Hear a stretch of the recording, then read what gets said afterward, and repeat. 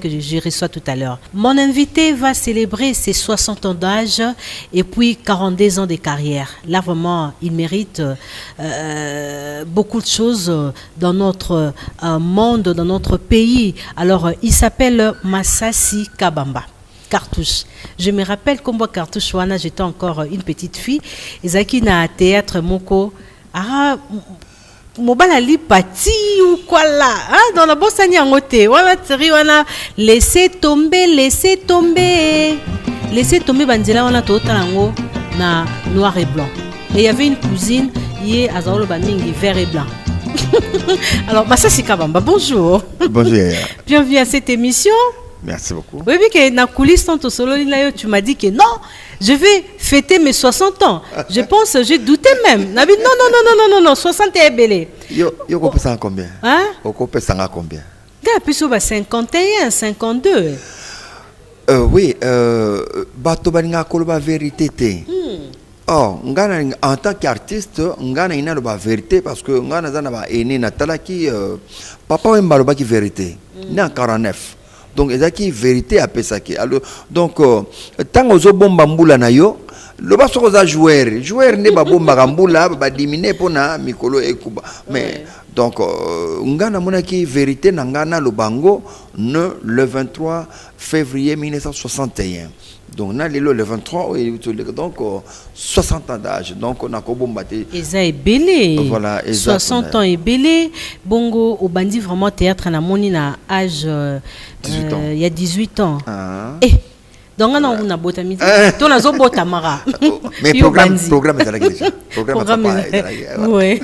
Alors 60 ans après, n'a habité les lots Sokobi au globalisé nyonso na kati ya 60 ans globanini. Nabara Dieu merci. OK. Dieu merci.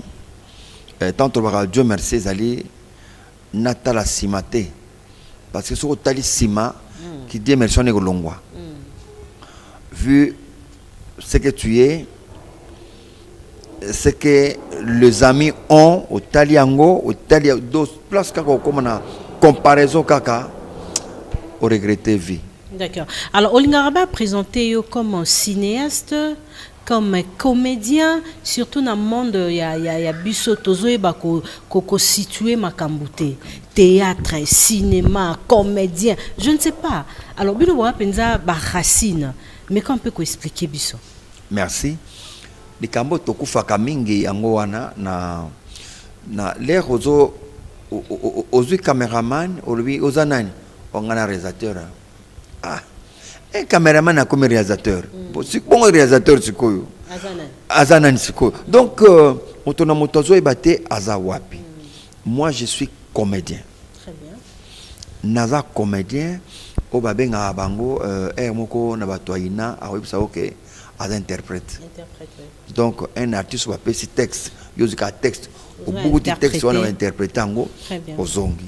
Mais, na expérience ya mosala na komapé scénario là na comme scénariste mais je ne vais pas parler pour na en tant que scénariste non voilà ils ont un réalisateur tu t'es sana on a banivoana mais maintenant ngana za comédien et loko na tiena carré yango wana vraiment on a bien nani ko bateke na tout travaux na lité. Alors très bien. Alors c'est que bato tout total kala o to benga ba maboke to théâtre ba ngotu ba comédien té. Non, tozali na quatre différences zali théâtre na film. Différence zali. Théâtre na cinéma. Na cinéma. Donc différence zali. Théâtre zali l'artiste face au public. Na salle yangwana de théâtre. Mais tant to longo wana to komi caméra tournée na mutu katoke balabala wana nde to komi cinéma to to côté cinéma. Parce que groupe kombo ya maboke olobi wana ezaki groupe maboke ya ba mama Iwaso.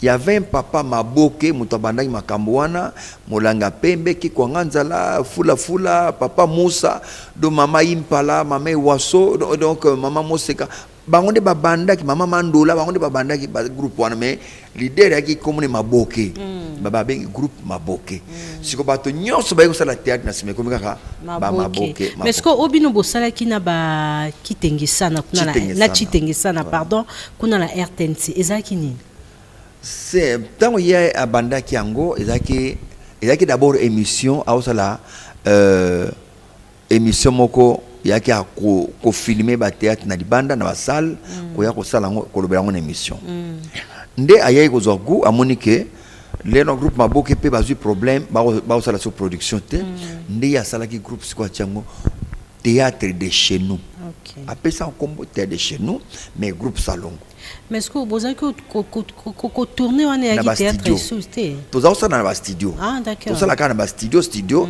et c'est faute de moyens parce que bidon mingi ça c'est que tu t'es ça n'a pas tia biso na moi berrer hein non bengo bozaro ça on a théâtre non pas to koli na ngote au théâtre bandi kasi ya Virginie omoni mboka et dans ba difficulté et biloko belé il faut pas revoir omoni nakanisi ndeko mso adekaki avanga albino ba producteur bazate effectivement ba producteur bazate biso to na bato ba o débrouiller bozape na part il y a responsabilité belé surtout bino bato bobanda ki groupe Salongo soto yoki ba témoignage bato libanda bazara otala bino même na ba pays anglophone à l'époque mais boluka ki ko élargir horizon ya oyo bozaki ko salate vous étiez resté là enfermé et lelo ba Nigérien baleki biso ba ivoirien pe baleki biso ba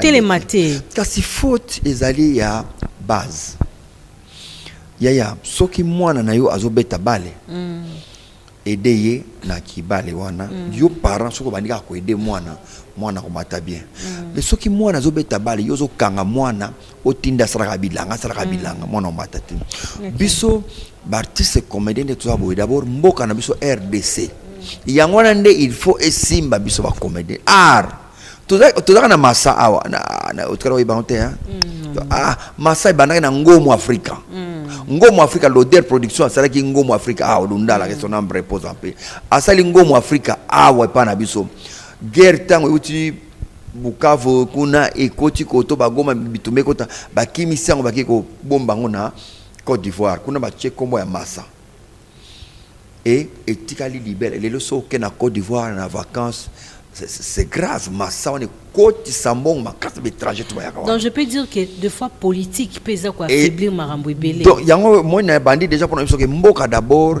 ezo boma biso mboka c'est le numéro 1 oyo abomi biso et tozai komona na période ya kala Mobutu omona bato Lubumbashi bato basaka théâtre na Lubumbashi baiko jouer na Kinshasa babenga festival bato ya Mbushima ibakena na Goma bato ya Goma bakena baina na Matadi baina Kinshasa donc c'est comme il y a ça les chants échange culturel il y a Salema il a sous-souté et kufa pourquoi boche mutu oyo ayebi ne kusala makambo ngote bosiko oyo musala ekufite déjà voilà donc c'est à dire que changement il y a gouvernement doit changer bato du jour au jour Mobutu a changer bato atie oyo alongoli o changer donc remaniement pamba mutu asali projet asko na katikati ba longoli mutu pas ya bandela zéro mutu pas abandela zéro donc l'état a na part ya responsabilité ba comédien congolais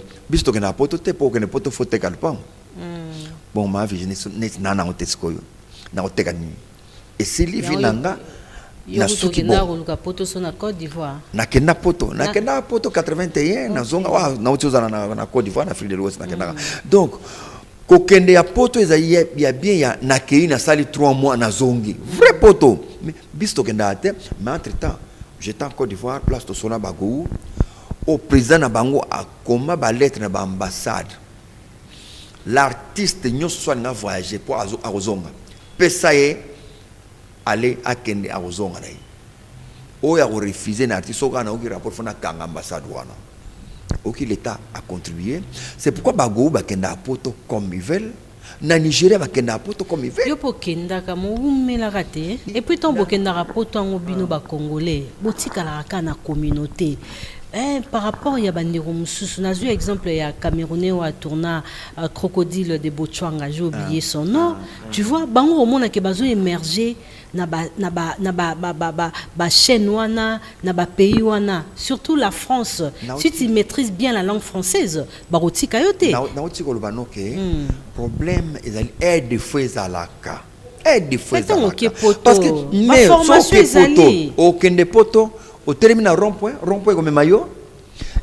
Déjà, na imsoke msoki na ba pays mosusu baza ko aider artistes. Oui que na Côte d'Ivoire ba organiser un spectacle. L'État organise un spectacle.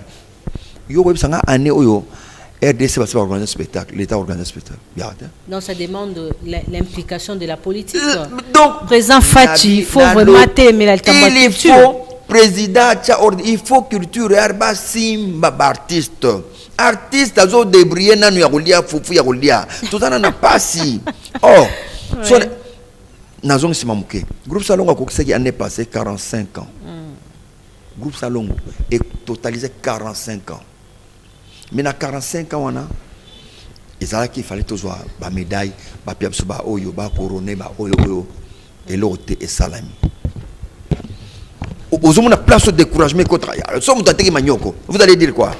Non, mais c'est parce que encouragement, il y a l'État et aux alatés pour bâtir les camots, pour propulser Moutouana à Zobouya au continent. L'État, pas au monde, l'État, on a mis ça la bien. Théâtre, on peut faire ça jeudi, vendredi, on a beau respecter la norme cinématographique. Moutou, toi, comme acteur, actrice. Hein? Est-ce que l'État a misé na bateau à Zomona qui est excellence et athée, respect des athées? Merci. Nauti kolobano awake soki mwana na yo abandi mosala sungaye edeye mwana omata makasi mais soko sungi mwana te on fait les tournages il y a pas de lumière si ko mwana na débriller quand même pour la caméra et mona na au moins bacha caméra aluki moi micro et mona mais ko lumière ezate nana ko aider na lumière parce que mwana ko évoluer ndengeni so lumière ezate pas sungaye. Selon yo pour cinéma to théâtre congolais et émerger il faut quoi? Il faut l'État à côté na makambo na sala nini l'État kokota il y a pas de salle d'abord ça c'est un salle il y a culture réalisable oui ça le théâtre l'État a tourné film l'État a tourné film l'État tourné ta film côté donc l'État ne fait rien ba invitation yakati ya mboka mso yakake ba artiste comédien faut ba kende na mboka ba kende na France ba kende manifestation mo yali kuna les États-Unis manifestation osoka artiste comédien moko akeyo no ngana compte culture ya bensinga na kei non konginda na biso il faut l'État à s'impliquer na kati massa c'est ce qui a voyagé les que na compte ya l'État bensinga na kozanga $30,000 te na kozanga $40,000 te so na kina tant nous on a $40,000 na elengi ya ko continuer boulot wana ye makasi mais si vous êtes 3 4 5 oyo l'État asarba biloko wana on se retrouve na elengi ya ko sala ko sala biloko oyo zozanga mais l'État zozala tatiki biso moto débrouiller biso moko. Donc Massassi nazwaka 42 ans na yo toko baki acteur il y a théâtre et il y a cinéma congolais baza pauvre cinéma congolais pesa pauvre tout ça pauvre toi na qui pauvreté na biso yango sala ke to ça mo sala pona don moi j'ai le don nana don ya sala et puis na amour hein na amour tu vandi mais moto ya ko aider azate par exemple bato bana besoin nanga na Londres mais bato na parfois bana moyen ko zulanga visa te billet te Massassi toi ba place au jouer na je crois Mololo to solande comme Mololo o ayaki apona festival na biso festival africain ça na Canada aye to sololi planification non ce salami motongo o ya repesa visa nani 5 congolais o aza kuna na organisation na o ya repesa corps na Congo tel aya asali refus. Il faut beaucoup m'arrêter. Tout le monde a un musicien, un méma, un comédien, un soubakimi. C'est quoi ce boy a baby ça? Sozo linganga na kimate. Tout solo la pesanga situation ndenge sengeli na okima pourquoi 60 ans d'âge 60 ans d'âge 42 ans de carrière ezebele qui funda nyonso atena sima ayibso que débriez-vous siko ko débrier ndenge ni ozonga ndenge nini tu as une dette ozonga ndenge nini c'est là passe na biso ya mais soki oyebi bisika obakangi fongola moto so azana besoin atala na kati mais so batiki yango polele to okenda ozonga biso tokende poto na 81 nga na ke poto 3 mois na zongi nanga na ke nanga poto na monike esimi na ngunga te na zongi nanga je suis là. Mais au Limora période moko hein. Na kende Côte d'Ivoire. C'est un contrat que j'avais signé pour na kende Londres. Mais c'est un contrat wana tant nga na to kende qui en avance producteur atikali awa. Tant atikali bakangi. OK. Na bana na souffrance na Côte d'Ivoire. Bakangi ti ya umeli na ke Maroc. Na ke Maroc na OK Lukapoto. Mali. Et contrat ya Londres. Si ko tango na kangami wana. Kasi esprit wana ga ya Lukapoto te. Ya ko kende susute parce que na kangami fani na luka moina zonga awa. Si ko comme débrouillez-vous. Et là on a soit qui sko avant na zonga awa na yeko sko yo ba caméra yo de lo na yeko la ki. Très bien. Na yeko liko sala montage vidéo. OK. Na go sa ilo four au moulin. Et na filmer yo na monter na générique début fin pas na tie. Et donc on a na studio TJ pour batu bayibi ke na masa sa na ba matériel ba matos na studio TJ donc et on a école qui na zongi awa je n'ai pas forcé la nature na kende ka poto na okende ni parce que producteur ba kangi au contrat na ngezaki d'aller jouer na ça tourner na ye na kamata ki funda nyoso mbongo na ya siko ya tikali siko so na ke c'est pour me débrouiller. Voilà, toujours retrouvé à travers pièce moko Kingudi. Kingudi, électionné. Kingudi, eza sketch oyo nazwaki idée na ma fille Rita Mayata, moi aussi de la foi, Mayata qui est ma nièce. Azaka so batindi le ponei ana ba question et belé ko le kalium to tindi. Ah bon? Donc so tindi. Ono tindi nguba. Utilinga nguba kwa nino bongo ba oliango azo tuna yo bongo c'est à partir na ye ne nazo ki idée osala gag ya Kingudi na saki yango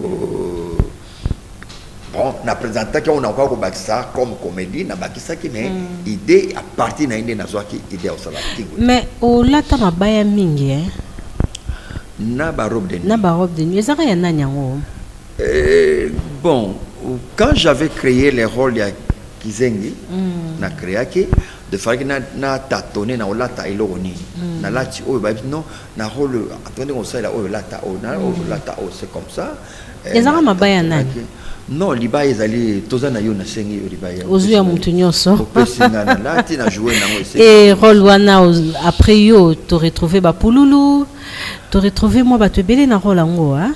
Oui, ngai na saki rôle ya Kizengi na 82 ezalaki to sala na minzoto na pièce ya Mobutu Mobekisi donc dipanda il fallait pas voter Mobutu siko na rôle wana ba pesa kinga to ki batomboka eboya ah siko na moni bina to so to ka batomboka donc so voyage lelo yali ngana ko diete botkele batomboka. C'est là qu'on a créé maintenant. Toi, il y a qui zeng moi za ta répétition. Aya on la répétition bon. Na moni qui zeng on a créé à partir ya moto. Né na créé qui rôle wana na une intervention nanga. Na PCP chef na sala bo chef na sala c'est comme ça na ça qui rôle ya qui zeng. On a créé qui en 82. Très bien. Et tout le monde peut battre belé non autre temps tout à l'heure. Oui, Simanayo. Très bien. Alors tu retrouves non à travers Kingudi.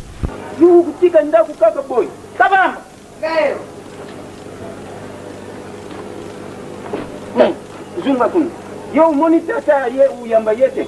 Ha? Benganga tebandele. Benganga. Mwana Tanzania. Venga kwa Kabamba. Ndeni. Papa on l'appelle. Yo. Pianga na sakanila ko. Yo uzala ka boy kwa nini? Lapin. Hein? Oh yo chaba. Yo. Chaba. Kabamba. Biso tu na classe za otanga le lapin. Kabamba zila nani? Nakanga ye nani? Baba batakana naye. Oyo wazali ya kusakanina te. Lapin.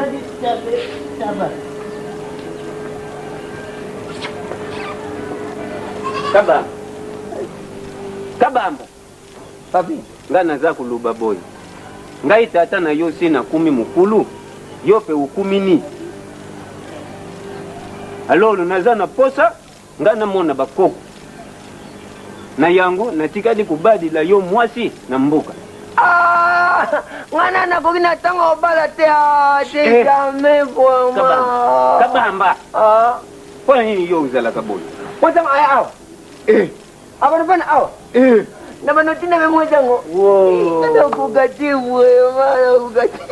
Azadi mwasi na yo. Ha? Babe, wewe mwa class na bagi ya tuna koli na bana watang class na komi mukolo na komi ata ministre tuna bali mwasi na bunda naye ndepo yobo za bunda na mama. Mwasi aza makambo ya kubula te, makambo ya kubundaka na mwasi wana te. Ha? Baba ndo bana abana bana awa. Mwasi azadi mwasi na yo. Apa tubanolepe naye? Ye mutu akubanda ukenda wenzi, ye mutu akubanda kulamba. Uyuki? Abana awa alala apana yo. Ngana ngaulia mwasi na yo, azadi mwasi na yo. Lukubanda kufuanda binu mibadi. Ha? Awya lelo. Lelu ko aza kuya. Ngana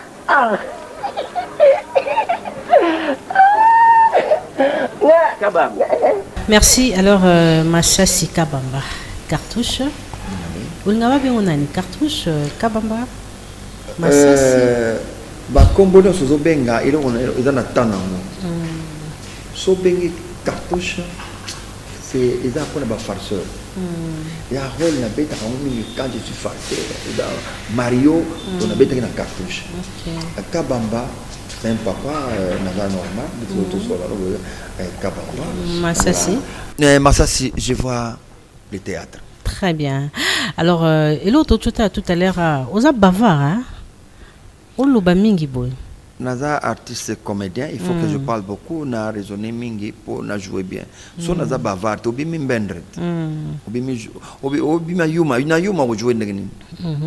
Il faut na loba mingi na raisonnement ya makambo no sala. Très bien. Alors batu baebio actuellement baebio mingi na groupe Salongo, toi après groupe Salongo.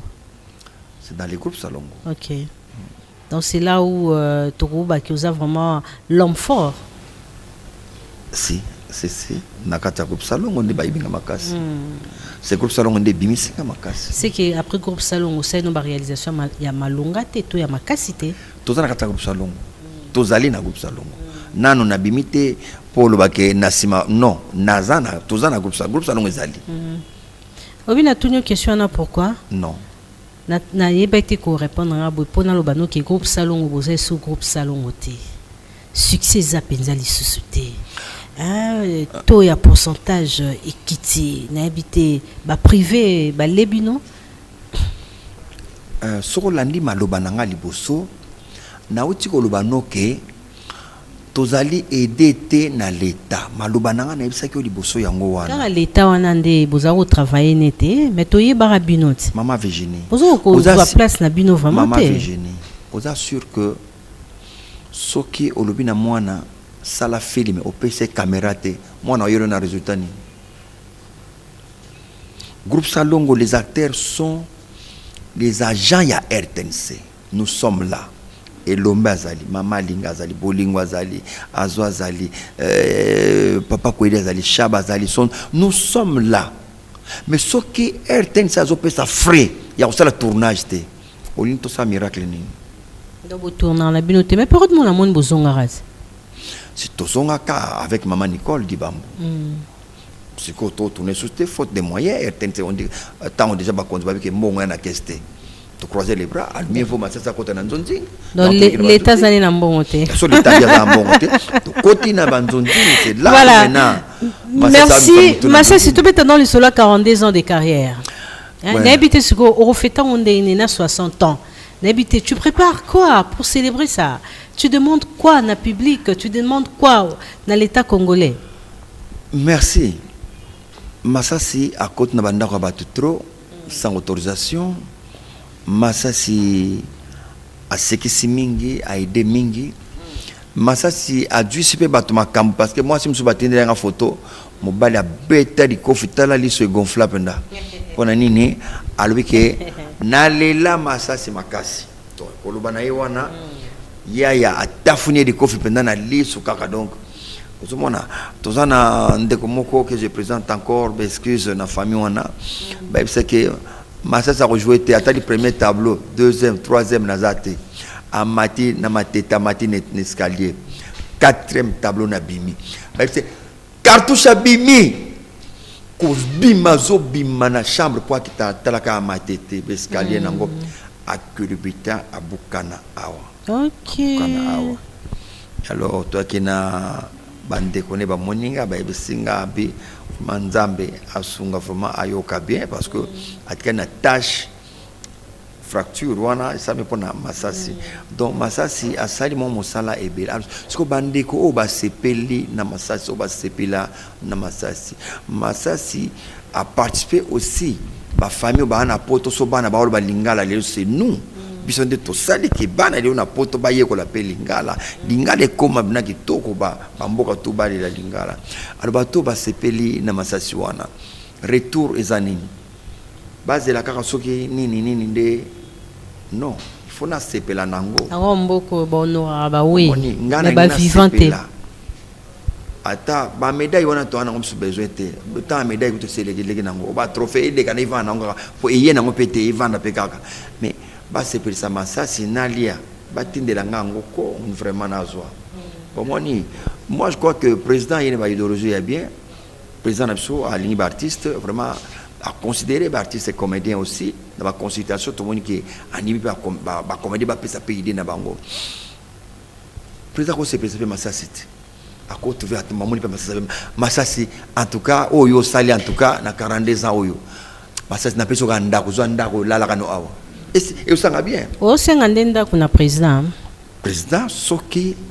a trouvé que Massassi a monique ya solo Massassi soit sala boy le président a koyi ko pesa ka pendako et c'est des morts vivants na sepela na oba ko na ora maman liva sombela ba bandako yo zo raté so ba jeep so bandako ki ça makam en tout cas maman Olive a pesa ka bato ba jeep yo zoaka non tozala groupe salon tozala te programme na groupe salon tozala na quantité là makambo ya libanda donc na kosenga oyo akomona ke Massassi sali mosala apesanga démon vivant na sepela na 42 ans o na sali na sepela na oyo esengeli nanga parce que ba ya kopesa bana nanga ndi basali mosala te ba kopesa mwasi nanga sali mosala yo bo bana balia na simana yo mo liam no ba so liam mosala na maman so ba pesinga ndako na oteka ngote so na lali wana c'est pour les enfants ouais. C'est pour les enfants ils apprennent bien bana nanga ba osala théâtre ba lui nous aussi on peut faire ça pour papa na biso bénéficier na yango mais soki na zuité bana ba osala mosala wana te ba ko lemba na bango ba osala théâtre bana ba osala na théâtre te ba notre père akufa atike lokote adjouer lokote bana ba lemba c'est pourquoi ba o nyonso et pourquoi pas des hommes de Dieu ba grand homme bazamingi te ou ba bazana mboka biso ba vandi sa makabase belé pourquoi pas bango pe ba ko pambola Massassi ba mo désir ba ko ba non Massassi wana yaka na église ngana peso pe carton yango so et ça la paie bien ba pambola biso ba biba passer ba kaba mingi te ba balinga mingi de baloba mto a lire en église a sara en église a lire en église ce que je sais pas passer ba pesa to moto il faut que il faut ko fongola moto mémoire quelque part ce que moi li bungi ezali ko fongola moto mémoire ba pasteur ba pambola pe bato passer ba pambola pasteur ni sa pambola yo pasteur Eli Mafuta très bien tozala na ye abenga na téléphone mukuna benga ngai évêque Mukuna Benga Kangai, de la foi, Jean-Paul Mayata, que j'ai salué en passant, Makama Bieko, n'a fait la moine, n'a mon bilembo na bango, n'a fait les mamas, dernièrement n'a fait bilembo na bango.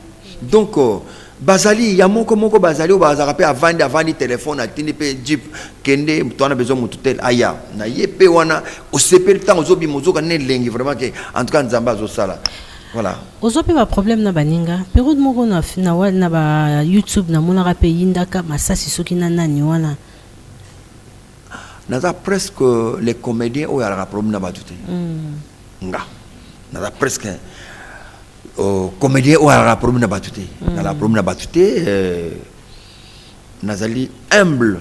Na ba comédien mingi en tout cas nga naza humble makasi na kana orgaité. Et na mon nagate que na yebi koleka bat nyonso non problème nanga je donne l'idée place na moni que toi na tournage na moni place wana caméra ba tiango bien té kana otuna cameraman plan o tché wana en tout cas na CP na monte changer cadrage pesanga plan tel comme na ba plan ça na banzonzi j'interviens beaucoup mais que na la ba problème na ba comme tel en tout cas non hein? Je ne crois pas que yebi rolo bana yo c'est pas OK na tunika. Non, non, la pomme n'a pas. Très bien. Alors, cartouche. Oui. Tozonga na groupe Salongo. Là, on va retrouver non, bah, théâtre, hein? Film. Hein?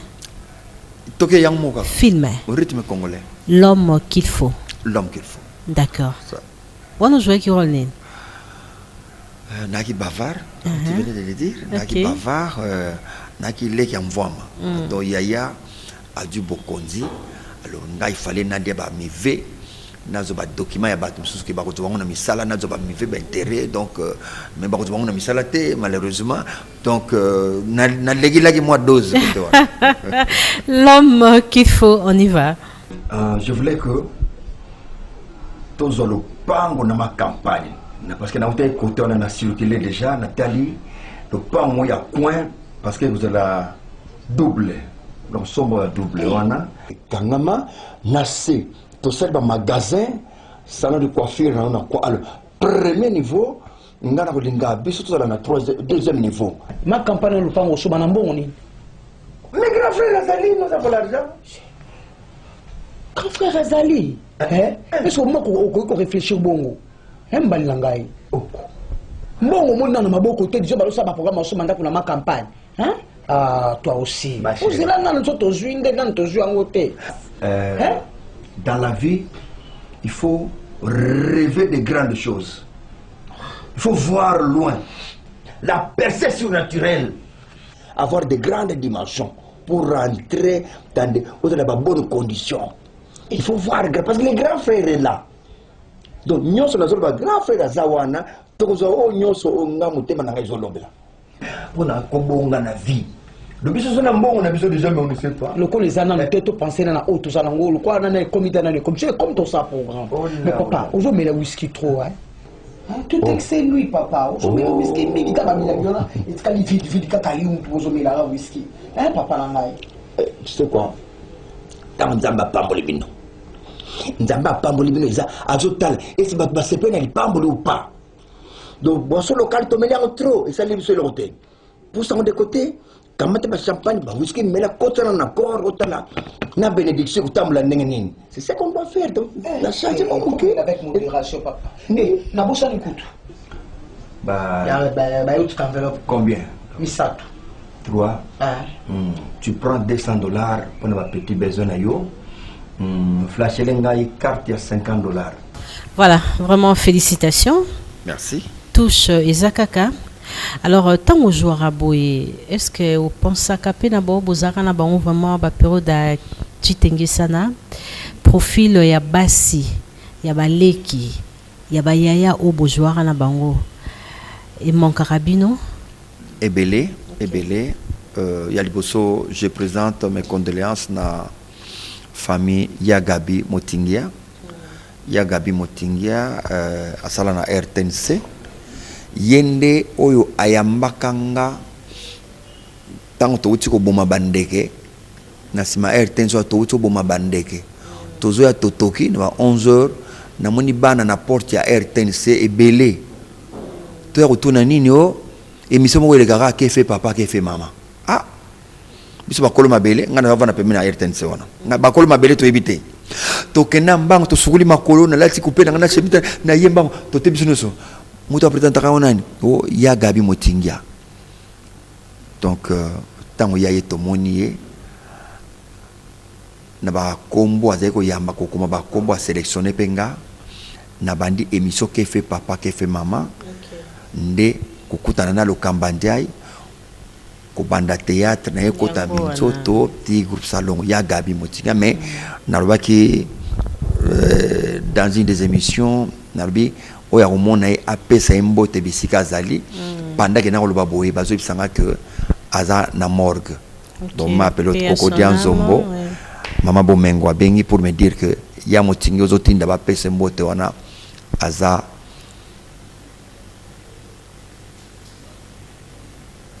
Ok. Qu'est-ce qu'on a répondu en paix? Vraiment, merci. La mort n'est pas un châtiment, mais par contre l'accomplissement de la parole divine.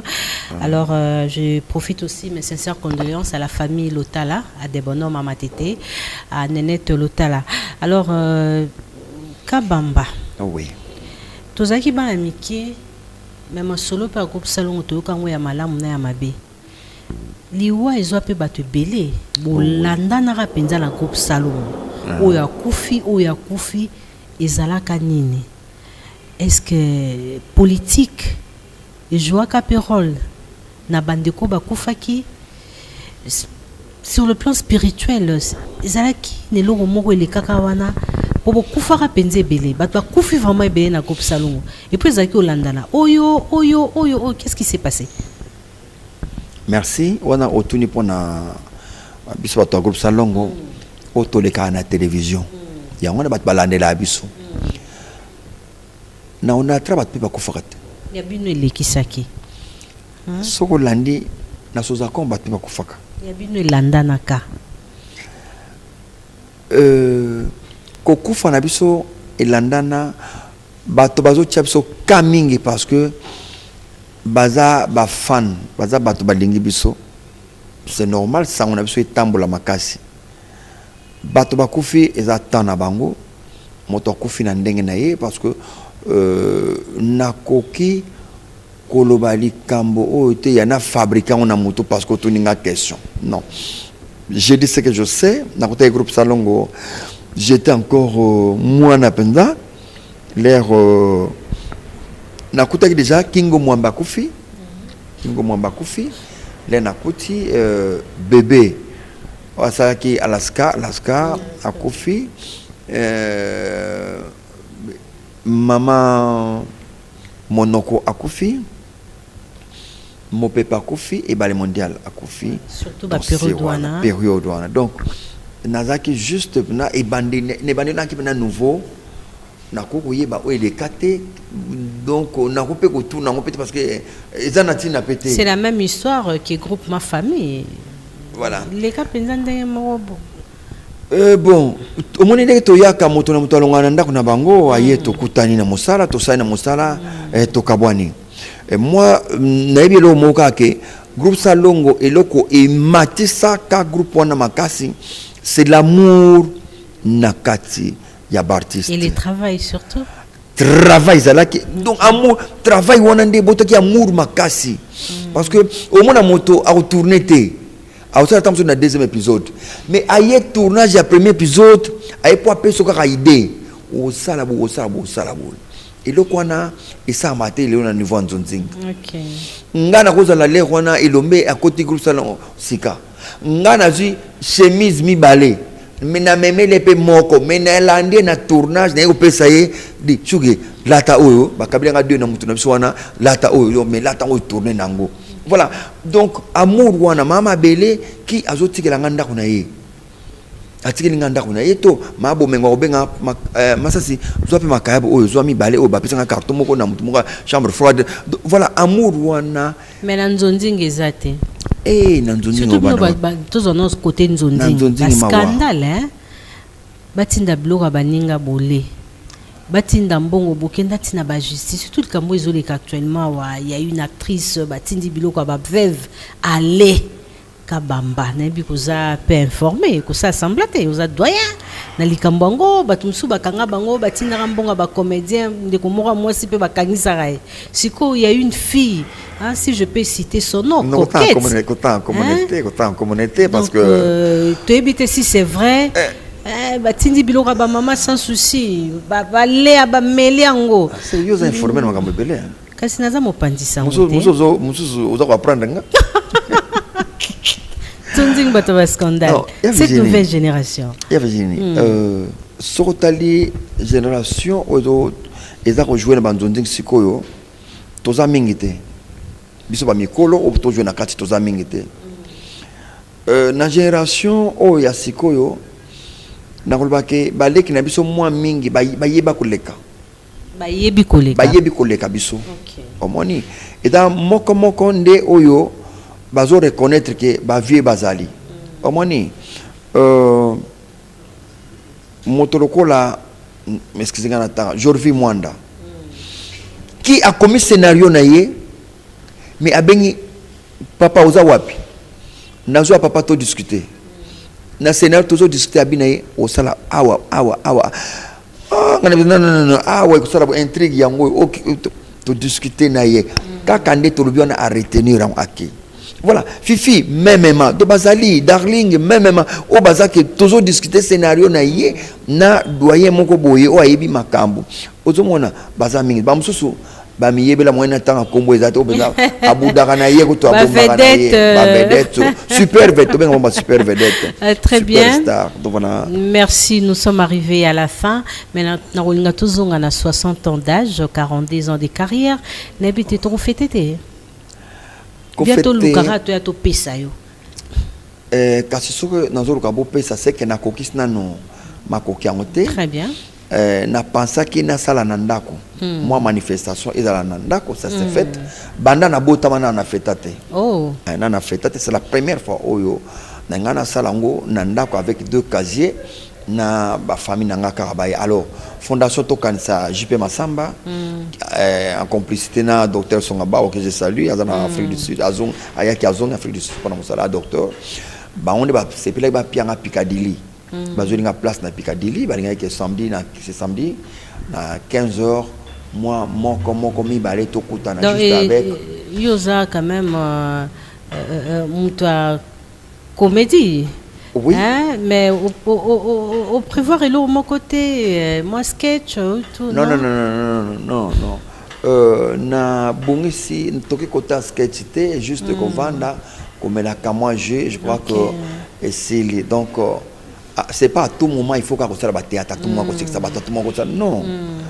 Donc pour nanga ali to vandi moi moké, moi cadeau à préparer, moi cadeau na wango donc ici moi après-midi et ça sur invitation c'est sur invitation bah ça là qui est sur invitation kabola qui invitation ngala peut pas liste mususu tu bara qui en pe avec un autre baré bon non tu exagères merci aux hommes tabatebele donc rendez-vous rappelez plus encore Isapi rendez-vous zali na Piccadilly na lokolama couloir Madiakoko samedi na 15h mais obi ke batumsu bana kisangani bazana Bukavu bazana Mbujimai baroyate ba Airtel Money ba moi ba transfert wana téléphone ba tinda la numéro nini. Merci beaucoup 00243 89 74 80 143 00243 wana code mboka 89 74 80 143 en même temps utindi nakati vraiment nzambe akopambola onyo ba osepela masasi nzambe a opambola soki bokanisinga démon vivant na sepe na geste obino bokosala nzambe a opambola oleto zela kaka. Merci. Merci, nous sommes arrivés à la fin de cette émission. Un grand merci à la salle Le Boulevard pour l'accueil. Alors pour vos manifestations, mariage, d'ailleurs ce webel le boulevard on a salle kitoko, décor à kitoko. Donc na de kaka awa mene ba teke awa salle ezabo. Makambo ezaba. Vraiment c'est la première fois. Ba marié ba na chambre na bango moko. Ah bien. Donc vraiment merci beaucoup. Je salue Maman Kabibi, Maman Annie et DJ Bafana. Merci beaucoup à l'équipe. Yarigo, Pressier, Henri, Noël pour la réalisation de cette émission. Demain, c'est la rediffusion. On a habité Mabanga, Nagigi Bokole, Nabato Bazouan Dabiso Napoto. Batapoto, vraiment, Maman Kulutu, Sanda la Vivine. Beauté, Yangoyo, Maman Chantal Ketou, Maman Kulutu, Christine Ndoulou. Ah, Maman Nabango, Bozali Ebele, Lili Songolo, Bozali Ebele, Dodi Radi, Bozali Ebele, ah, les chanceliers pétroliers qui m'ont Izanga. Bozali Ebele, mais bon, moi, merci maman, je vous retrouve prochainement. Bye.